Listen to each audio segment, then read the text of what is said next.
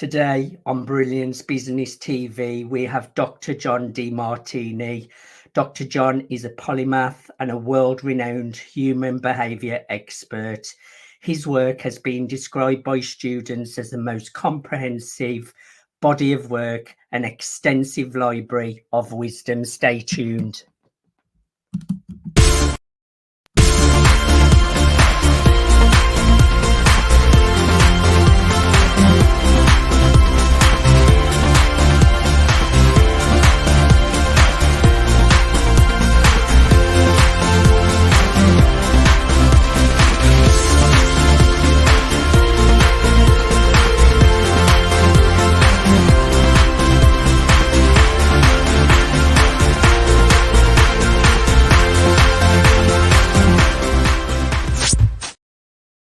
Welcome to Brilliance Business TV, conversations with leading experts in business.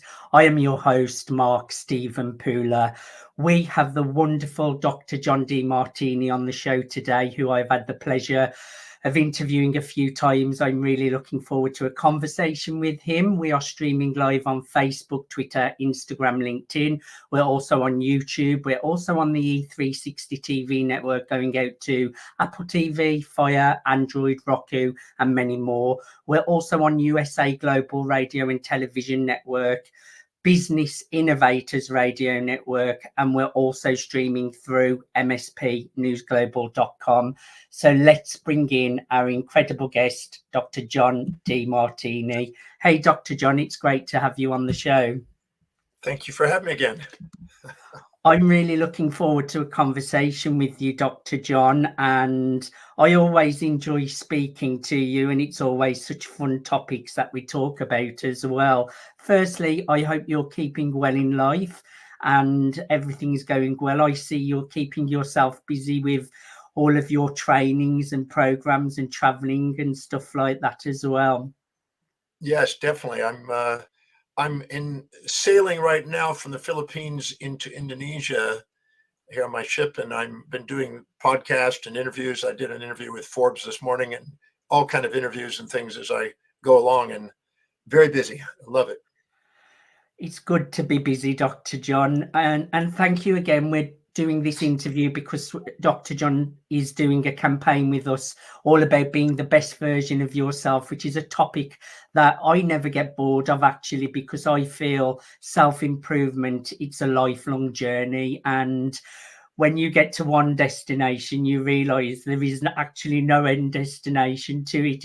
It's an ongoing process, and you can always get better and keep on improving. So thank you, John, for coming on the show again. And let's get started with the first question.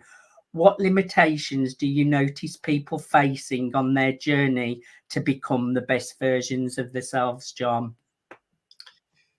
Great question. I find that many people compare themselves to other people, put sometimes other people on pedestals, admire them, even infatuate with some of them, and then minimize themselves by the law of contrast and comparison, and subordinate to their behavior and inject the values of others into their life and cloud the clarity of what their own mission is, trying to be second at being somebody else.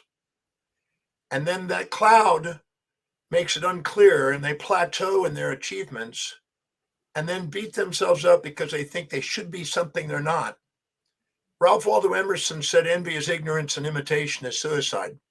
That doesn't mean we don't want to go and learn from other people and our mirror neurons for that purpose, but it's not to be the other people. It's to learn and extract information and then stand on their shoulders, not live in their shadows.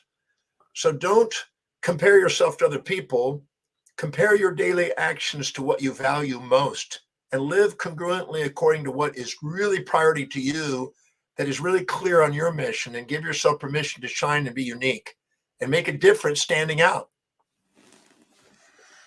They're really great points, John, because we've all done it at some point, but putting other people on pedestals and idolizing other people, comparing yourself to others, it definitely does take the attention away from yourself. So I think it's about, like you mentioned, you can look at others for inspiration and think, oh, they're doing a great job at that. How can I incorporate that? But it's not, I'm just not one that ever looks at competition either. I just get on with what I'm doing in my own little bubble. And so many people that say things like it's a dog eat dog world and there's loads of competition out there. And I'm thinking, I just don't focus on those things. I just focus on what I'm doing and just enjoy the day.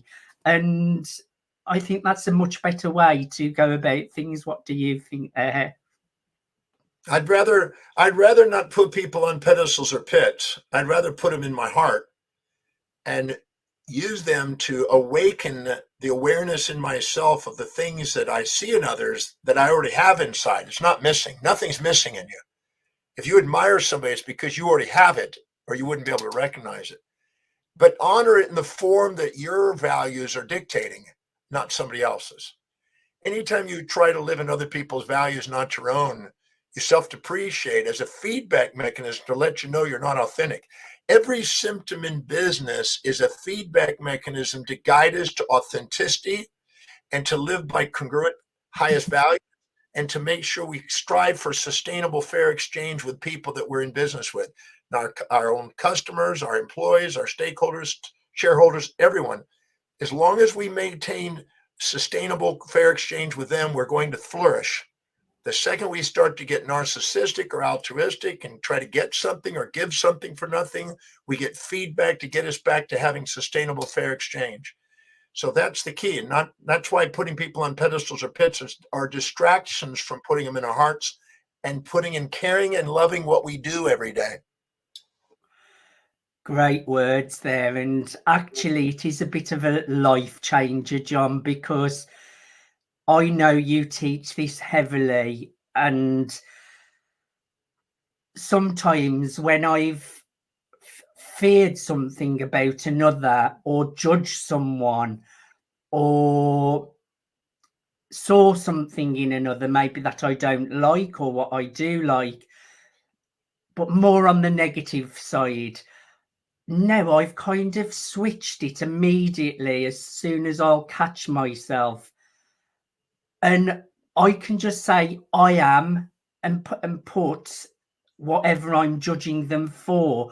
And straight away, my mind will bring some of the things that I am that.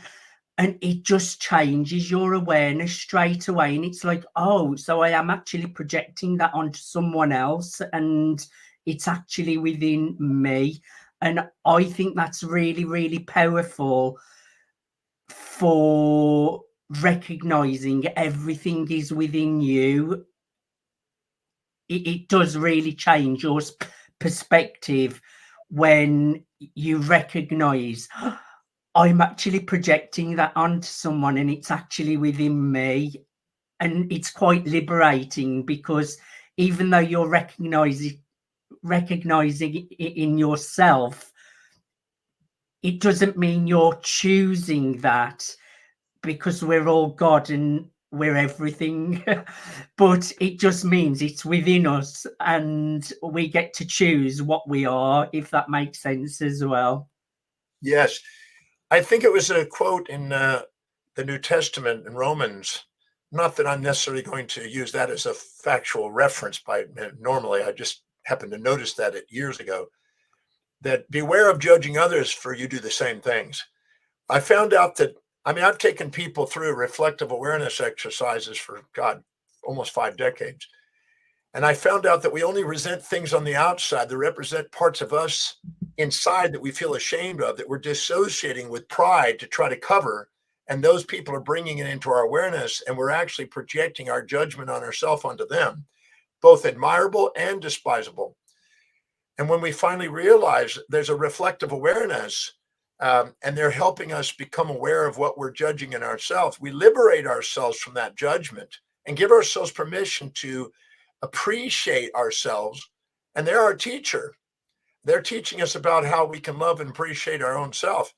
And if we're not doing that, we're basically dissociated from our own authenticity. And they're there to help us get back to it and to own it. I went through the Oxford Dictionary 40 years ago. And once I realized this principle, I decided instead of waiting for people to push my buttons and me have to learn through, trial and error, I'd use foresight and reflective awareness. And I went through the Oxford Dictionary and I underlined every behavioral trait a human being can have. I found 4,628 traits in that dictionary. There was a gentleman named Gordon Allport that did that years prior, about 35 years before me, and found 4,000 then. So obviously he found the similar ones. I went through each one and I made out on the margin of this dictionary, which was a small print, large, thin paper, large book. I went out and wrote the name of the individual who I perceived demonstrated or displayed that trait to the fullest, the most extreme example that I was aware of. And then once I wrote their initial out there, I then took the time to ask, okay, John, go to a moment where and when you perceive yourself displaying or demonstrating the same specific trait, action, or inaction that you are admiring or despising in them, or liking or disliking them, or looking up or down on in them. And where do I do it? When do I do it? Who do I do it to? And who perceives me that way? And I would keep doing that and keep repeating and where I did it until I could own it 100% through reflective awareness of what I saw in them. I identified all 4,628 traits in myself: kind, cruel, nice, mean, positive, negative, generous, stingy, open, closed, honest, dishonest. I found every trait I found in that dictionary inside myself. Now, since then, I've taken thousands, literally over a couple 100,000 people through that process. And I assure you, even though we don't want to admit it because of our addiction to pride in our amygdala subconscious mind, we automatically have whatever we see. And when we finally own all of it and don't have this fantasy of trying to get rid of half of ourselves, we can love ourselves. We think that we've been taught by moral hypocrisies, we're trying to get rid of half of ourselves to love ourselves. Get rid of this part and only do this part. Not going to happen. I mean, people think that and they have a fantasy and then they go into pride, covering up and dissociating from the parts they think they're going to get rid of, but they don't. And they attract people into their lives to wake up that part, just to humble them, to get them out of their pride and fantasy of who they are and to get them into authenticity so they can embrace the necessity for all the traits. That's why fulfillment is fulfilling your life with all the traits. You don't need to get rid of or gain anything. The Buddha said 2,600 years ago, the desire for that which is unobtainable and the desire to avoid that which is unavoidable is the source of human suffering. You have much more bigger vision to go and fulfill in life than to be caught in trivial assumptions that you're supposed to get yourself cut in half. Your wholeness is able to do extraordinary things, and you need to be the hero and the villain. You need to be both sides in order to achieve greatness. If we take someone like even a president that's running the United States, he's a hero and a villain, to people. There's somebody out there that looks up to him and sees him as a hero, and there's another person looks down on him and sees him as a villain. You can't make it to the highest levels in business or in government or any form of leadership without being a hero and a villain to somebody. So the spectrum of values across the planet are automatically labeling people all kinds of things. You got to be able to embrace and have the resilience and adaptability and thick skin to be able to be embracing all parts of how people perceive you. If you want to be stable and centered and go forward as an ambitious individual and achieve greatness.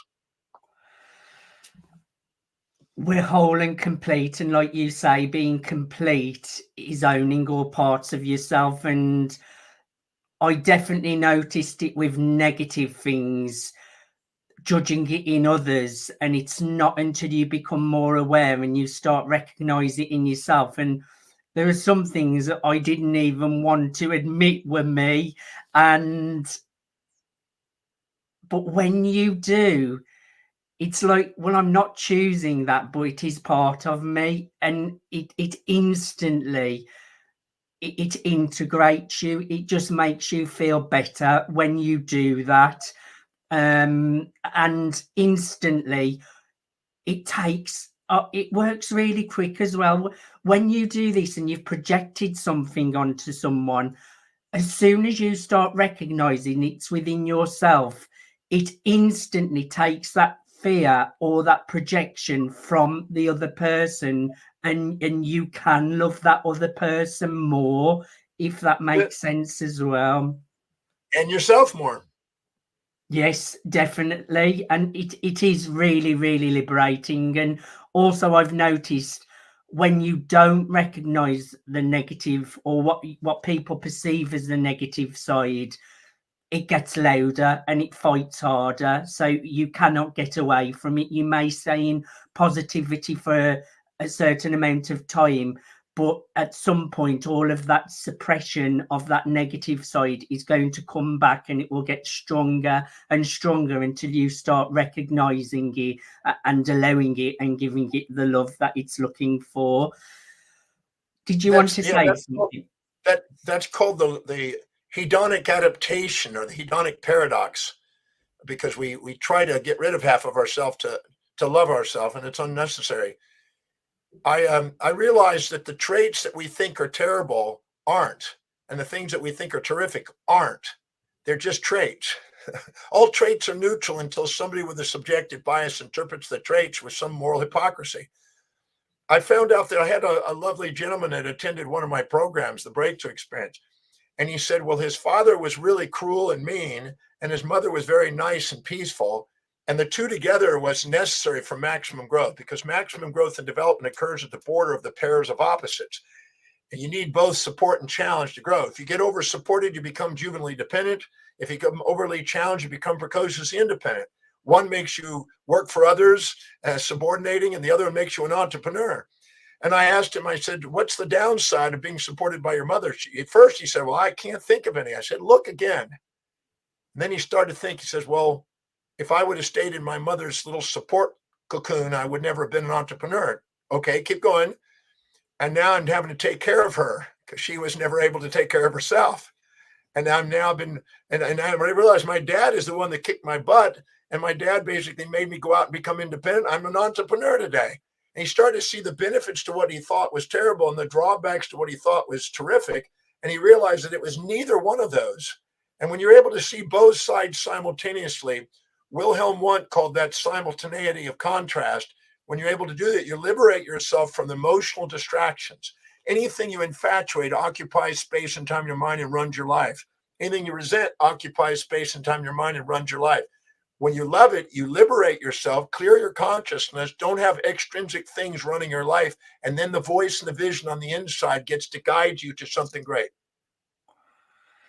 It's very, very powerful, and I would even encourage people out there to really start doing the exercise and really owning all of the traits and recognizing it in themselves, because it instantly takes judgment from other people, and it instantly takes projections from other people, and it kind of takes those glasses and filters off you where you're judging other people and projecting things onto them.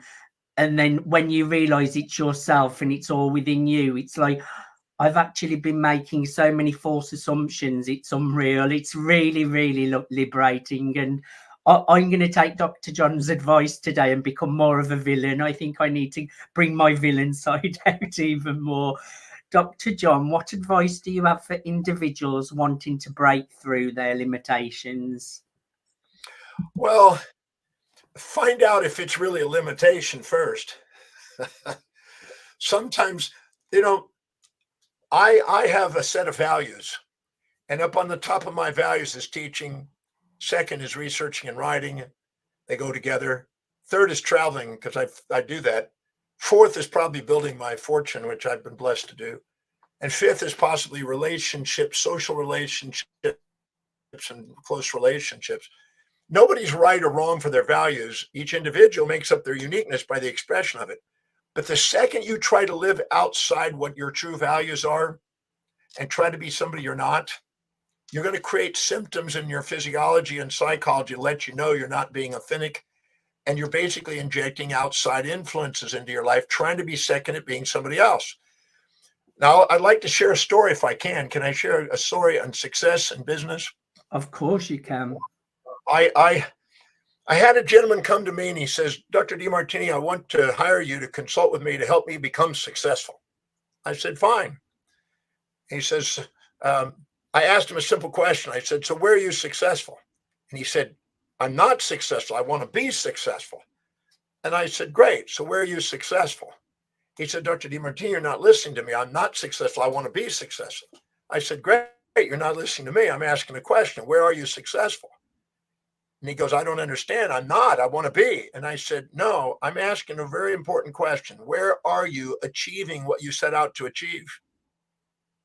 And he stopped and reflected, and he said, all right, I have a magnificent wife that we've been together 10 and a half years. And our relationship is, unbelievable compared to what I see out there. And I think that is a high achievement that very few people seem to obtain. We really are like two peas in a pod, and we have a lot of love for each other, and we have closeness like I haven't seen in most all my friends. I said, great. Where else are you successful? Well, now that I think about it, I have an amazing relationship with my son also, and I'm the coach of a baseball team, and we are probably going to win the pennant this summer. I said, great. Where else are you successful? He says, now that you're making me think, we work in the yard as a family, and we have this most beautiful yard, and I think we're going to get yard for the summer again. And yeah, we all work as a team, and we really have a beautiful flowered and gardened yard. I said, where else are you successful? Well, my mother-in-law lives with me, and I don't know of anybody that has their mother-in-law living with them and it doesn't want to choke them.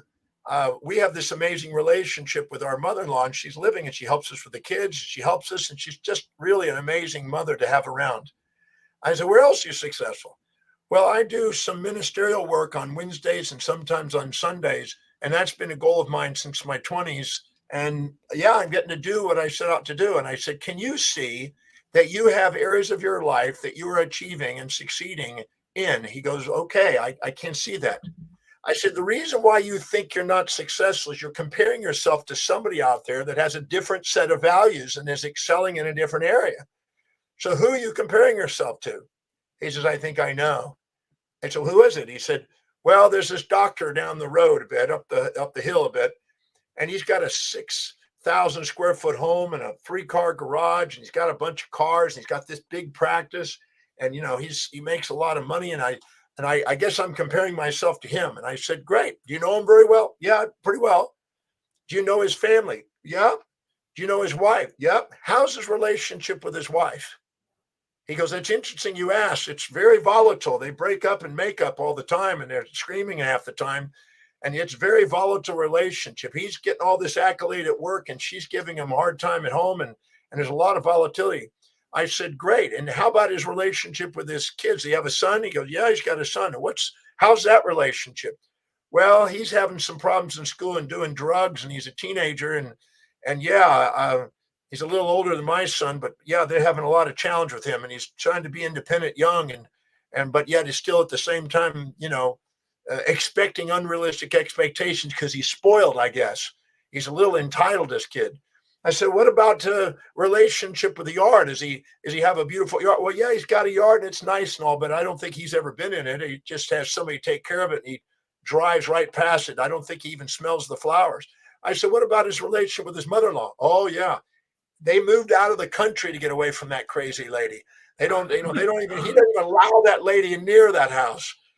He has to go golfing if she comes around.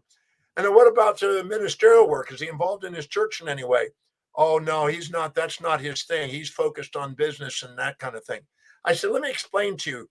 Would you trade places with him if you could have his wife and family and dynamics that he's got to have his business? He goes, oh, God, no. I said, let me explain. He's not more successful than you. He's just got a different form of success. He has a high value on business and finance and a lower value on relationship and, esoteric spirituality. And as a result of it, he's excelling in his area of expertise and his core competence and his values, but he's not in yours. And he probably wishes, for the sake of saving his fortune, to not have the crazies with his wife, because it's probably volatile. He could lose everything and cut it in half very quickly. So he's probably looking at you as a success in your relationships and your spiritual path. You don't have less success. You have your own success. And if you compare yourself to others, you won't honor your success, and you'll miss out on the magnificence of who you are. And he got to a point, he goes, I never would have thought like that. You hit me from left field. I was thinking I need to be more like him. Well, then you're trying to copy. And I said, Trying to be him with your set of values will create internal conflicts. And if all of a sudden you were to double and triple your business, you'd be afraid of a divorce in your family. And then that would undermine what your highest value is, which is love for your wife. He said, well, that's true. That's one of the reasons I'm afraid to go out and do some of the things that I see these guys do that do really well, because they end up losing their wives. And I don't want to lose my wife. I love my wife. I said, and then honor your values and honor your form of success. Everybody's got a different form of success, and none are better than worse. They're just different. And the world needs all the value systems to function. That's a great story, John. And I bet the doctor is looking at the gentleman wishing he had his life as well. So you can never judge on someone else's outward appearances either. You should never compare yourself to others. And I think that story just shares beautifully how to not compare yourself to others, but also focusing on your own unique talents and your own skills and your own values is really, really important. And I think from that story as well, really appreciating the abundance that's already in your own life, because that guy had to really think about it at first. And when you brought the spotlight on it, we all have so many blessings from running water, food, even the simple things. It's about really appreciating the blessings in our lives. And that story is a great example of that. Yeah, when we're grateful, my mom taught me when I was very young, at 4 years old. She said, when you're grateful for what you got, you get more to be grateful for. But you are going to have limited beliefs when you compare yourself to other people's values, and you're automatically not going to appreciate it because of comparison. You know, I want to share a little thing. If you had 3 beakers of water in front of you, one was at 40 degrees cold, one was at tepid at 72, and another was hot. If you take your hand and put it, first you put thermometers in and you measure them, and the thermometers give you an objective reading. But if you put your hand into the hot one and just leave it there for a second, and then guess what temperature is that, you'd probably say, 140 degrees. Let it cool back down to tepid water temperature, then put it into tepid water, and you go, okay, that's about 72 degrees. Take it out, put it in the cold water. Oh, that's about 40 degrees. Your perception of the water would be pretty close of the temperature. But if you put your hand into the hot water and let it get almost scalded for a second, take it out and quickly put it in the tepid water, you would swear instead of 72, you'd call it 50, because you would distort it because of the comparison. And if I put your hand into the cold water and left it there and let it get cold and take it out, put it in the tepid, you'd swear it was 90 because of comparison. And that's what we do. We have distortions of who we are, and we exaggerate or minimize ourselves with pride or shame, which is inauthentic imposter syndromes. The second we compare ourselves to others instead of comparing our own actions to our own highest values. That's a huge difference. That's why if you stick to that, it was Phelps, who's got 28 gold medals, that talked about that in one of the interviews, and how if he looks to the right or left before he dives into the water, he already lost the race. He has to look forward and not be distracted by things on the side. The distractions of impulse to those we seek and the instincts to those we avoid distract us in our interpretation of our reality and keep us from a high prioritized daily actions. Again, that's very, very true. And I think it's the same with horses, and when they're racing, they put the blinders or blinkers on them so that they can't see either side of them as well. So it makes sense to not look sideways. I think it's okay to look at others if you're looking at them from a good place of inspiration and not envy or competition or comparison. It's two very different things when you're inspired by someone or you're comparing yourself and comparison with someone. It's two very different things. What best approach do you have for individuals wanting to become the best version of themselves? Well, if you dedicate to what's highest in priority, according to your own authentic values, and delegate anything less, you're going to build incremental momentum towards the greatest achievement. Prioritize and delegate. Now, it's so easy to say, but so many people are afraid to delegate lower priority things that devalue them and distract them and not give themselves permission to go focus on what's the absolute most productive, most meaningful thing they can be doing. I was here on my ship about a year and a few months ago, and there was a lovely gentleman who was one of the great pianists in the world, one of the greatest. When he was 3 years old, he started playing the piano. By the time he was 9, he was doing concert piano concertos and performances on classical music and all over the world. I mean, Metropolitan, the Met, you name it, all over the world, all kinds of performances.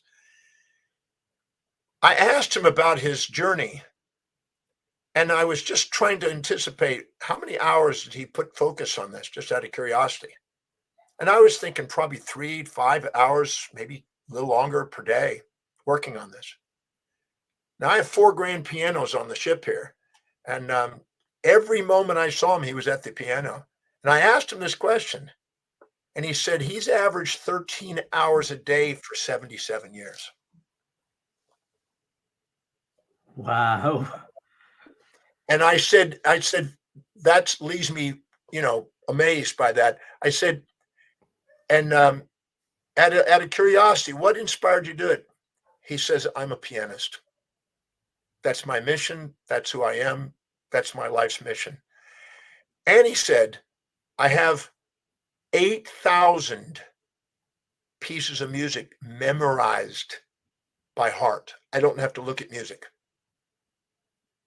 Now, he said, I don't have a high value on relationships. I don't have any kids. I don't have a focus on exercise and fitness and bodybuilding. I'm a pianist. But he was in great shape. He looked amazing for 80 years old. You would not know he was 80 years old. He looked like he's 60, maybe. He was inspired by what he did, and he lived for the piano. I was having dinner one time with Tom Jones, the singer, and Tom Jones told me, he just finished a performance, and it was a late dinner, and he just came in and he said, I'm having my dinner. I will have a glass of wine. I'll get up in the morning. I'll have a protein shake. I'll do my workout. I will do my scales, and I'll perform. He says, I'm a singer. This is what I live for.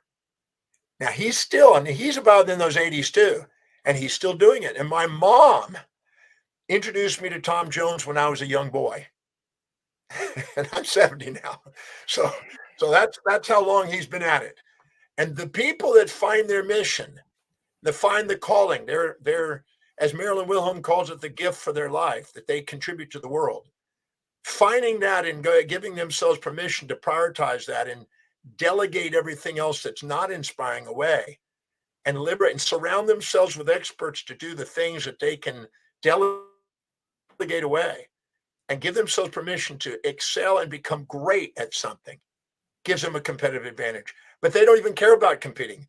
It just gives them a competitive advantage because they're now doing what Ricardo said. If you go to a country and find the natural resource, it gives it a comparative advantage, a competitive advantage, and target that and trade that with another country that has its comparative advantage, both economies go up. And that's what we're doing. Our greatest comparative advantage always comes from what we value most in our life, our highest priorities. So if we don't fill our day with high priority actions that inspire us, it fills up with low priority distractions that don't. If we don't pursue challenges that we want to solve, that inspire us, we're going to keep getting challenges that don't. And if we don't go after something that's deeply meaningful and go after and do something that produces a remuneration for something meaningful, we're going to end up getting money without meaning and have debauchery. Philanthropy comes from the love of doing what we love to do with the people we love to do it with. That's a very empowering state to be in. Well, firstly, John, Tom Jones looks amazing, and he's still got the most incredible voice now. And those examples as well, it just shows you why it's important to live by your values. And when you're doing something you love, because the thought of me sitting at a piano for 13 hours, I would get bored after 15 minutes. It's really important to be doing what you love, because then you're just doing what you love, coming from your values, and that's living your life with purpose, on purpose, which is really, really important to really be satisfied in life, isn't it? I do seminars every day, some sort of presentation or put out some sort of education process every day. And sometimes I'm doing a program, a workshop all day, 14 hours. And people go, I don't know how you do it. I said, it's very simple. This is what I love to do. And you probably, people go, well, what do you do for relaxing? What do you do to get away? I said, I don't need to do that. But in their mind, because of their values, if they were to do what I do, they would go, I couldn't do that. I would need a break, because they need a break from that because it's not their values. But what's important to them, they can do it all day. So I just had dinner last night with a guy who's a bridge champion or whatever. I'm not sure how it's structured because I'm not a bridge guy. But him and his wife are there. They go travel around the world and they do bridge and train people on bridge. And they get paid moderately. It's not big money, but they love doing it, and that's what they do. But they can play bridge all day long. That's what they love doing. So I found that people really, when they're doing something they really love to do, time dissolves. They found out that emotions distort the fabric of space and time, but love dissolves it. And you are timeless and spaceless. You're present. And when you extract out space and time from your mind and become present, amazing capacity, superpowers come about. And you're able to do things that other people only fantasize about, but you're able to live. And that's why extracting out space and time from your mind and being present with what you really love doing. When you're grateful for what you get to do, when you love what you're doing, you're inspired by a vision, you're enthusiastically working, you're certain about your skill, and you're present when you do it, it's unstoppable, and you're going to rise to the top. Very, very powerful words. And it's just reminding me, firstly, I wanted to say, love what you do. I forgot how I was going to word it, but love what you do. I'll come back to that one. However, it's reminded me of something I say to myself, where I say, I have no past, I have no future, I'm here in the present moment. I think it's really important. And I just noticed lately, it's like I like to have a bit of balance. I like spending like those few hours on work really putting in the action, but then I like to have that little bit of time going and feeding my birds at the local pond and doing something to just be in nature, be really present. But I just noticed, because I'm living my life doing what I actually want to do, and getting the balance of things of how I want to do it. I even do workouts 3 times a week. I'm not big on workouts, but I like to keep it, to know I'm healthy. I'm like 42 now, so I want to keep getting better with age. And because I'm doing things that I actually want to do and what I love, I notice the days are getting faster and faster. Like 1 minute it's the morning, and then it's like 8 p.m. on a night, and I'm like, wow, today has gone so quick. But I am practicing presence more and more and more, staying present. I found an incredible meditation the other day, because I'd started to go into my head a little bit with my thoughts, and they'd really started to become a part of me a little bit. I found this meditation where it's only 10 minutes. It's one of the most powerful meditations I've ever done. It worked instantly, where you step back from the thoughts, don't judge them, and just completely be the observer of every single thought. Watch it, let it go, watch it, let it go. Instantly it took me back into the present, out of my head, ground into the awareness of the hands and the body as you're observing the thoughts. There's definitely power in being in this now moment and getting out of the past and projections of the future, knowing everything is in this now moment. And it allows you to appreciate everything that's going on in your life, because you're present with everything. Because I think it's so easy to project into a future, look into the past, when actually in the present moment none of those things matter. Everything is now, and it takes a lot of problems away when you do live in the present moment, doesn't it, John? Yes. We have a subcortical nuclei in the brain called the amygdala. And neuroscience shows that the amygdala assigns valency, which is emotional positive or negative charge, to our perceived events. When it does that, it then puts those into the hippocampus, which is our short-term memory storage center, and stores them as episodic memories, little episodes of this that we judge and that we judge. And we store that as a memory, and we keep those then in the past. Anytime we have a memory that is a negative memory, we'll dissociate from it. And anytime we have a positive memory, we'll have a fear of its opposite. So what happens is we automatically distract ourselves in the perception of time and create the arrow of time, which is the source of entropy in physics, the arrow of time. And the moment we go in and are in distracting ourselves from the present into memory and imagination, and these simultaneously go on in the hippocampus, and we distort the fabric of space and time in the grid cells and the place cells, which is near the hippocampus and the entorhinal complex. The moment we do, we automatically age. We get a timeful mind, ageful body. Aging is a feedback mechanism to let us know we're not present and that we're storing valently, emotionally charged events in our mind, in our subconscious mind, that's causing us to seek or avoid and be externally driven instead of internally called. The moment we go in and find the upsides to what we thought was down, the downside to what we thought is up, and neutralize the perception, the episodic memories poof, and we now become present in that moment. And that's where we have the most power. Entropy is missing information, as Claude Shannon said in his information theory. And negentropy, or the hidden order in life, is reclaiming the information that we're oversighting. When we're infatuated with something, we're conscious of the upsides, unconscious of the downside. That's a positive valency. When we're resentful to something, we're conscious of the downside, unconscious of the upside. That's a negative valency. Anything with valency, we're unconscious of what's there and we're not fully conscious. That's why we're judging it.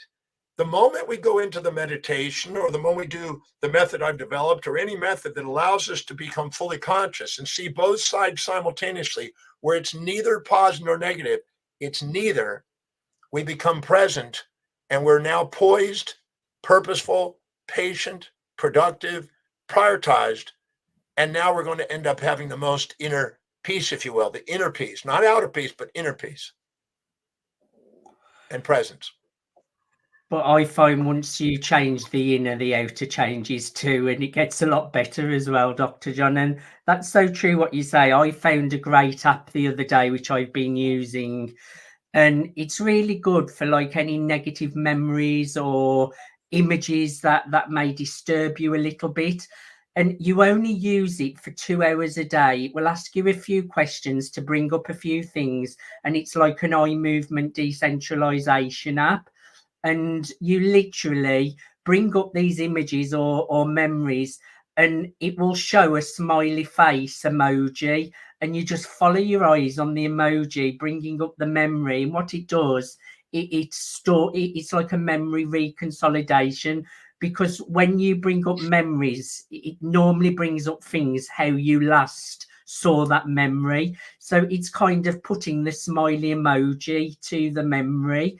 It's really powerful for like any traumatic things you've experienced or memories, for really storing those past memories in a more productive way, and making images smaller in your mind that used to bother you. And it's a really great app that I've been using, just 2 minutes a day as well. And I think that's a bit similar to what you're saying about the past memories or projections into the future. So I think our advice here is the importance of staying present in the now moment. Now, go ahead.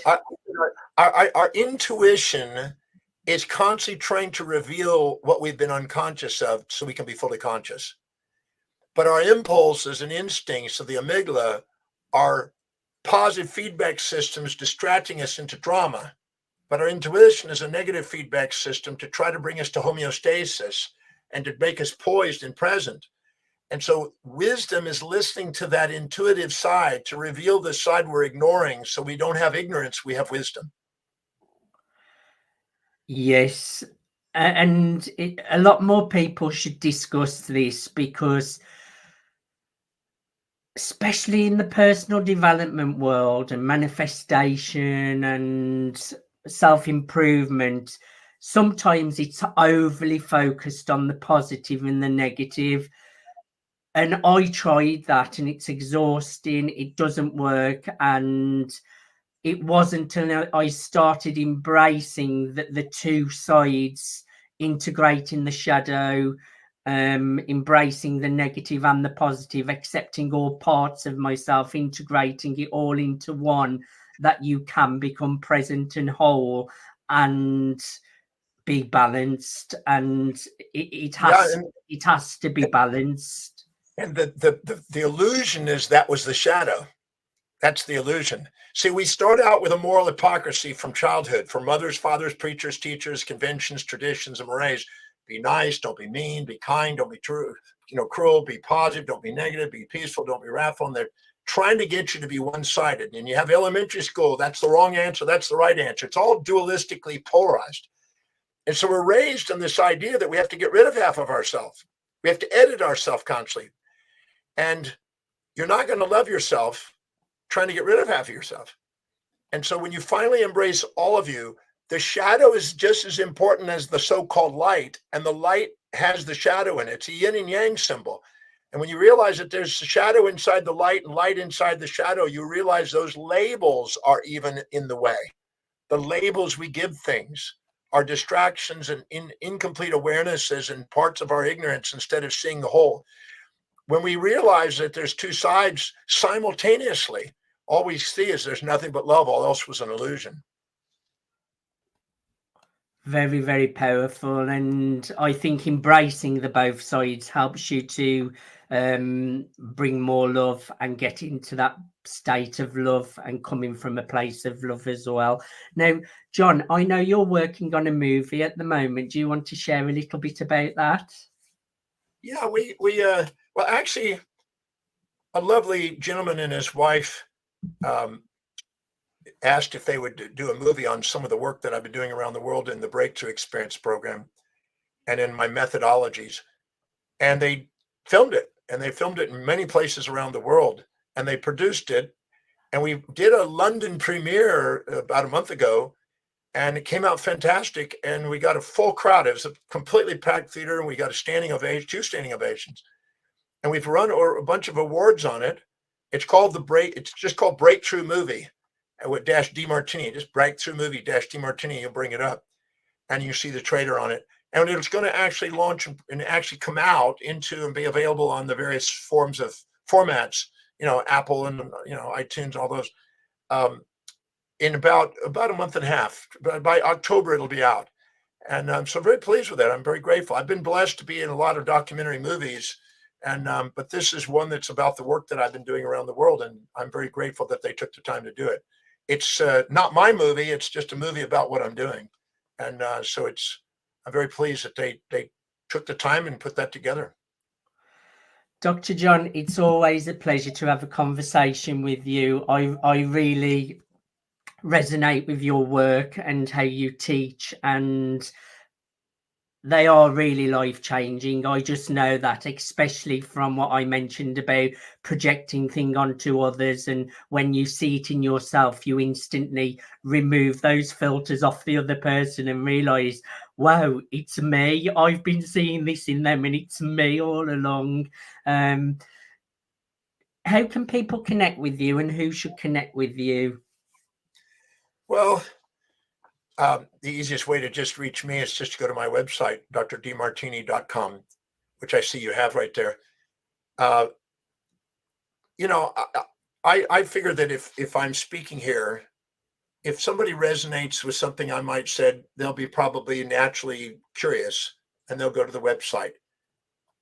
On there, there's a value determination process that I can encourage people to do. It's free, it's private, it takes about 30 minutes of their time. It's an eye-opening questionnaire to take a look at what you really your life really demonstrates is important to you instead of what your fantasies might be. And it's eye-opening. I think if people started there on the website, they might find that really fruitful. And then they can just go and look under what I'm doing around the world, events or whatever, if they want, or other things and podcasts and media and stuff. There's plenty of keep you busy on that website for as long as you want to be there. But I think that's the best place. And if they look under, the social media, I think I'm pretty well on that social media world out there a bit. They can find me and follow me around that way. But that drdemartini.com is probably the best place to start. Yes, I have noticed, John, you're very visible on social media lately. I've seen a lot of your videos, interviews, talks coming up. So great job there as well. I would encourage everyone to really go in and do that questionnaire that John has mentioned at drdemartini.com. That's drdemartini.com. John, thank you so much for being my guest today. As always, I thoroughly enjoyed having a conversation with you. I had the same. I thank you. It's great questions, and it's great to see you again. So thank you for the opportunity. It's great to see you. Thank you once again. Thank you, everyone, for joining us for Brilliance Business TV, conversations with leading experts in business. Until next time, bye for now.